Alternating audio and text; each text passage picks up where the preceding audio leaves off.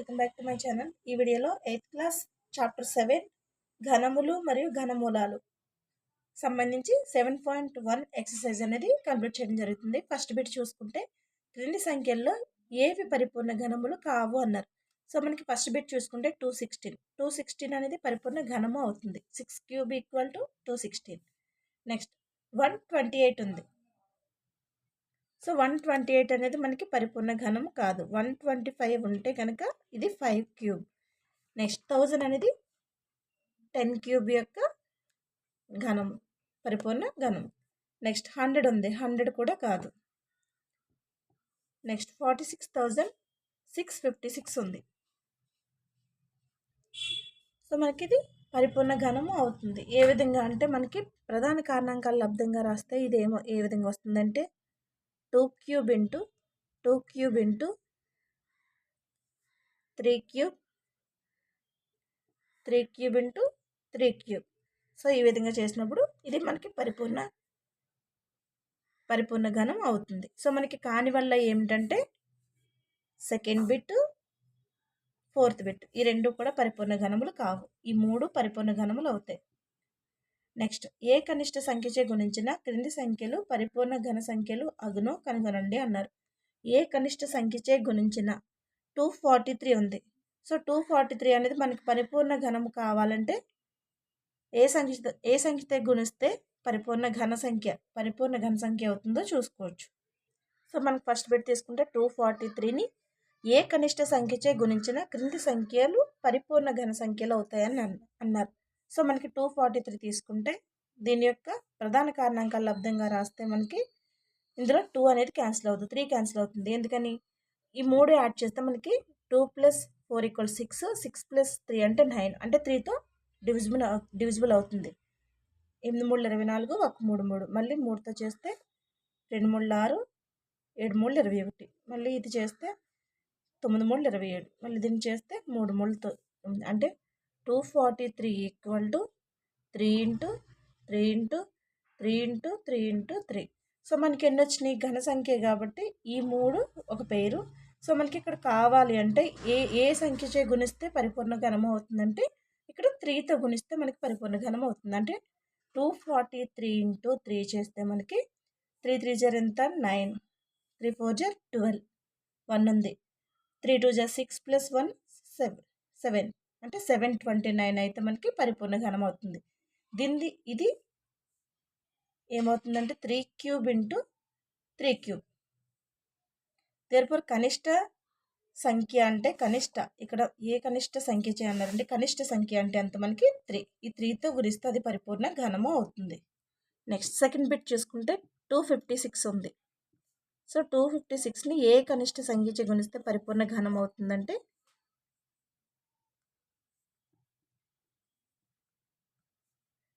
మనకి 2తో క్యాన్సిల్ అవుతుంది.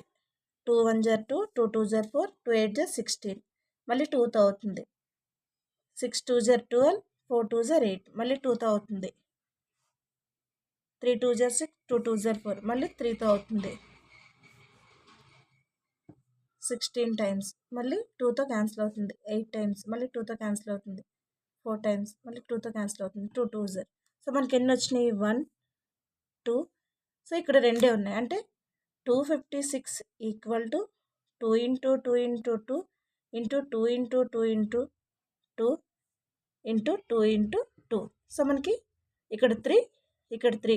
సో మనకి ఇక్కడ 3 రావాలి అంటే ఇక్కడ దేంతో గుణిస్తే మనకి అది పరిపూర్ణ ఘనం అవుతుందంటే 2తో. 256 × 2 చేస్తే మనకి 2 6 12, 1 ఉంది, 2 5 10 + 1 11, 1 ఉంది, 2 2 4 + 1 5, 5 12. ఇది మనకి పరిపూర్ణ ఘనము.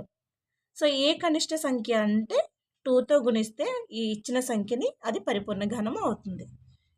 నెక్స్ట్ థర్డ్ బిట్ చూసుకుంటే 72 ఇచ్చారు. 72 అనేది మనం ప్రధాన కారణంగా లబ్ధంగా రాసినప్పుడు 3 2 6, 6 2 12, మళ్ళీ 2తో చేస్తే 2 1 2, 8 2 16, మళ్ళీ 2తో చేస్తే 9.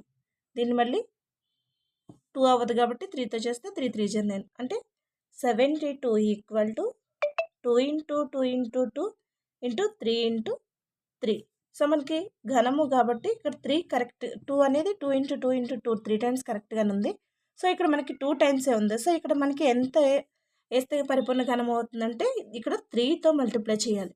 అంటే 72 × 3 చేస్తే మనకి 2 3 = 6, 2 7 = 21. సో 216 ఇది పరిపూర్ణ ఘనం అవుతుంది. ఏ సంఖ్య అంటే 3తో గుణిస్తే మనకి కనిష్ట సంఖ్య 3తో గుణిస్తే ఇచ్చిన సంఖ్యని అది పరిపూర్ణ ఘనం అవుతుంది. నెక్స్ట్ 4th బిట్ చూసుకుంటే 675 ఉంది. 675.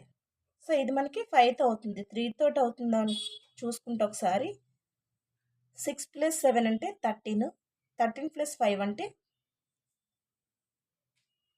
18 అవుతుంది. సో 18 కూడా మనకి అవుతుంది కాబట్టి 3తో అవుతుంది.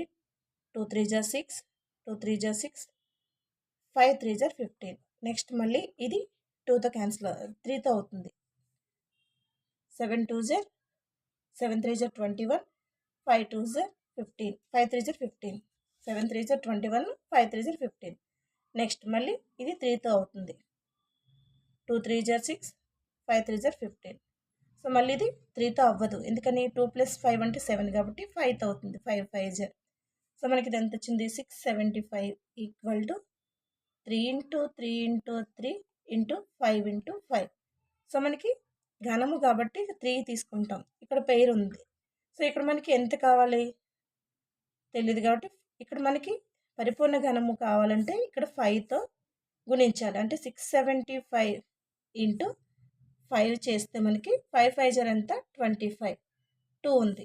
మళ్ళీ 5 7 = 35, 35 + 2 అంటే 37, 3 ఉంది.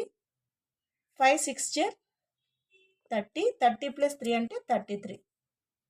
సో మనకి ఎంత? ఇది పరిపూర్ణ ఘనము అవుతుంది. అంటే కనిష్ట సంఖ్య ఏంటి? 5. ఇచ్చిన సంఖ్యను ఈ 5తో గుణిస్తే అది పరిపూర్ణ ఘనము అవుతుంది. నెక్స్ట్ 5th ప్రాబ్లం 100 ఇచ్చారు. ఈ 100 అనేది పరిపూర్ణ ఘనం కావాలంటే ఏ కనిష్ట సంఖ్యచే గుణిస్తే పరిపూర్ణ ఘనం అవుతుందో చూద్దాం. 100ని మనం ప్రధాన కారణాంక లబ్ధంగా రాస్తే 2తో అవుతుంది. 50 2 = 100, మళ్ళీ 2తో అవుతుంది. 25 2 = 50, 3తో అవ్వదు, ఇది 5తో అవుతుంది. 5 5 = 25. సో 100 = 2 × 2 × 5 × 5. సో మనకి రెండిట్లోనూ 2 టైమ్సే ఉన్నాయి. ఇక్కడ 2 అనేది 2 టైమ్స్ ఉంది, ఇక్కడ 5 అనేది 2 టైమ్స్ ఉంది. మనకి ఘనము కావాలి కాబట్టి ఇక్కడ ఇంకో 2 × 5, అప్పుడు ఈ 3 2s 3 5s వస్తాయి. ఈ రెండు అంటే 2 5 = 10తో దీన్ని మల్టిప్లై చేస్తే సరిపోతుంది. 100 × 10 = 1000. కనిష్ట సంఖ్య ఏదంటే 10. ఏ కనిష్ట సంఖ్యచే గుణిస్తే ఇచ్చిన సంఖ్య పరిపూర్ణ ఘనం అవుతుందంటే 10తో గుణిస్తే సరిపోతుంది. నెక్స్ట్ ఏ కనిష్ట సంఖ్యచే భాగించిన ఈ క్రింది సంఖ్యలు పరిపూర్ణ ఘనములగును కనుగొనండి అన్నారు. ఏ కనిష్ట సంఖ్యచే భాగించిన ఈ క్రింది సంఖ్యలు పరిపూర్ణ ఘనములగును కనుగొనండి అంటే మనకు ముందు ప్రాబ్లంలో గుణించిన అన్నారు. సో ఇక్కడ భాగించిన అన్నారు. సో ఫస్ట్ ఇట్లా ప్రధాన కారణాంక లబ్ధంలో రాసిన తర్వాత అప్పుడు మనకి ఏ కనిష్ట సంఖ్యచే భాగిస్తే పరిపూర్ణ ఘనం అవుతుందో తెలుస్తుంది. ఫస్ట్ చూసుకుంటే 81 ఉంది. సో 81 మన ప్రధాన కారణాంకాల లబ్ధంగా రాసినప్పుడు ఏ విధంగా వస్తుంది? ఇది 2తో అవ్వదు, 3తో అవుతుంది. ఎన్ని టైమ్స్? 2 3 = 6, 7 3 = 21, మళ్ళీ ఇది 3తో అవుతుంది. 9 3 = 27, మళ్ళీ ఇది 3తో అవుతుంది. 3 3 = 9. సో మనకి 81 = 3 × 3 × 3 × 3 అంటే 3⁴ అంటే 81. సో మనకి ఇక్కడ పరిపూర్ణ ఘనము కావాలంటే దేనితో భాగిస్తే అన్నారు కాబట్టి ఇక్కడ మనకి ఇది 3 ఉంటే మనకి 3³ ఉంటే అది పరిపూర్ణ ఘనం అవుతుంది. సో ఇంకొక 3 ఉంది కాబట్టి మనకి 81/3. సో దీన్ని భాగిస్తే 81/3 = ఎంత వస్తుంది? 2 3 = 6, 7 2 = 27. సో ఏ కనిష్ట సంఖ్యచే భాగిస్తే వస్తుంది? 3. 81/3 భాగిస్తే మనకి పరిపూర్ణ ఘనం అవుతుంది. 27 అంటే 3³ కదా. అంటే ఇక్కడ మనకి భాగించే సంఖ్య ఏంటి? 3. నెక్స్ట్ సెకండ్ బిట్ చూసుకుంటే 128. సో 128ని మన ప్రధాన కారణాంకాల లబ్ధంగా రాస్తే 2తో అవుతుంది. 6 2 జర్ 12, 4 2 జర్ 8, మళ్ళీ 2తో అవుతుంది. 3 2 జర్ 6, 2 2 జర్ 4, మళ్ళీ 2తో అవుతుంది. 2 1 జర్ 2, 6 2 జర్ 12, మళ్ళీ 2తో అవుతుంది. 8 2 జర్ 16, మళ్ళీ 2తో అవుతుంది. 2 4 జర్, మళ్ళీ 2తో అవుతుంది. 2 2 జర్. సో మనకి 128 ఈక్వల్ టు 2 ఇంటూ ఇక్కడ 3 ఉన్నాయి, ఇక్కడ 3 ఉన్నాయి. So 2 into 2 into 2 into 2 into 2 into 2. So మనకి ఇక్కడ 3, ఇది ఘన సంఖ్య అవడానికి 3 3 తీసుకుంటే మనకి మిగిలిందల్లా ఏంటి ఇక్కడ 2 అంటే 128 డివైడ్స్ 2 చేస్తే మనకి అది పరిపూర్ణ ఘనం అవుతుంది. అంటే ఏ సంఖ్య చే భాగిస్తే అంటే మనకి 2తో భాగిస్తే ఆ సంఖ్య పరిపూర్ణ ఘనము అవుతుంది. సో మనకి ఎంత వస్తుంది? 6 2 12, 4 2 8, అంటే 64. 64 అనేది 2 పవర్ 6. 2 పవర్ 6 అయినా రాయొచ్చు, లేదా 4 క్యూబ్ కింద అయినా రాయొచ్చు. నెక్స్ట్ థర్డ్ బిట్ చూసుకుంటే 3లో 135 ఉంది. సో 135ని మనం 3తో అవుతుందా చూసుకోవాలి. 3తో అయితే 1 + 3 4, 4 + 5 అంటే 9, 3తో అవుతుంది. అంటే 4 3 జర్ 12, ఇంకా 15 ఉంటుంది. 5 3 జర్ 15, మళ్ళీ ఇది 3తో అవుతుంది. 3 1 జర్ 5, 15 3 జర్ 45, నెక్స్ట్ మళ్ళీ 3తో అవుతుంది. 5. సో మనకి ఎంత వచ్చింది? 135 equal to 3 into 3 into 3 into 5. So మనకి ఇక్కడ 3 ఇంటూ 3 ఇంటూ 3 ఉంది. సో ఇది కరెక్ట్గా ఉంది. సో మనకి భాగించవలసిన ఇది మిగిలింది ఎంత ఉంది? ఇంకా 5 ఉంది. అంటే 135 డివైడ్స్ 5 ఈక్వల్ టు ఏ సంఖ్యచే భాగిస్తే 5తో భాగిస్తే మనకి అది పరిపూర్ణ ఘనము అవుతుంది. అంటే 135ని 5తో భాగిస్తే ఎంత అవుతుంది? 2 5 జర్ 10, పోతే 35 ఉంటుంది. 7 5 జర్ 35, అంటే 27.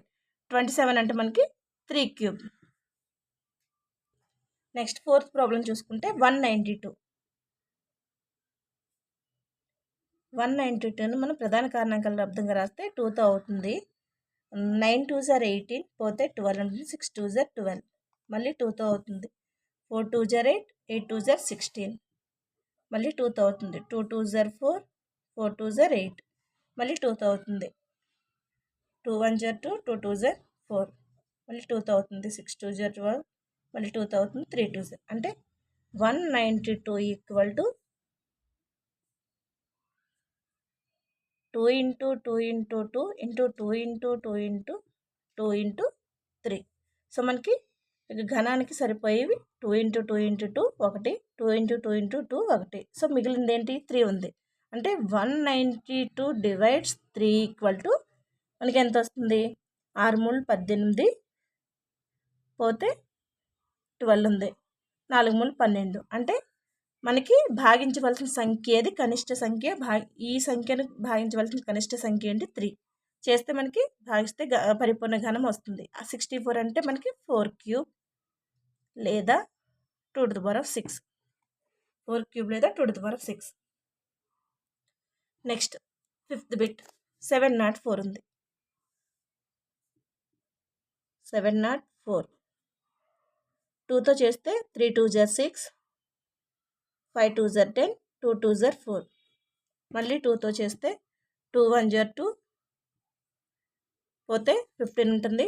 7 2 జర్ 14, 6 2 జర్ 12, మళ్ళీ 2తో చేస్తే 8 2 జర్ 16, 8 2 జర్ 16, మళ్ళీ 2తో చేస్తే 44, మళ్ళీ 2తో చేస్తే 22, దీన్ని మళ్ళీ 2తో చేస్తే 11. అంటే 704 equal to 2 into 2 into 2 into 2 into 2 into 2 into 11. So మనకి ఇక్కడ ఘనము అంటే పరిపూర్ణ ఘనం అవడానికి ఇక్కడ 3 times 2 ఉంది, ఇక్కడ 3 times 2 ఉంది. అంటే మిగిలిందల్లా ఏంటి? 11. కాబట్టి 704 డివైడ్స్ 11 ఈక్వల్ టు మనకి 704ని 11తో డివైడ్ చేస్తే అది పరిపూర్ణ ఘనము అవుతుంది. సో 704ని మనం 11తో డైరెక్ట్ చేసేయచ్చు, లేకపోతే ఈ విధంగానే చేయొచ్చు. 704 అంటే 6 11 జర్ 66 మైనస్ చేస్తే 10 మైనస్ 6 అంటే 4 44 4 11 జర్ 44. సో 704 చేస్తే ఎంత వచ్చింది 64. 64 అంటే 4 క్యూబ్. ఇది పరిపూర్ణ ఘనం అవుతుంది. సో ఏ కనిష్ట సంఖ్య చేయంటే 11తో భాగిస్తే, ఇచ్చిన సంఖ్యను 11తో భాగిస్తే అది పరిపూర్ణ ఘనము అవుతుంది.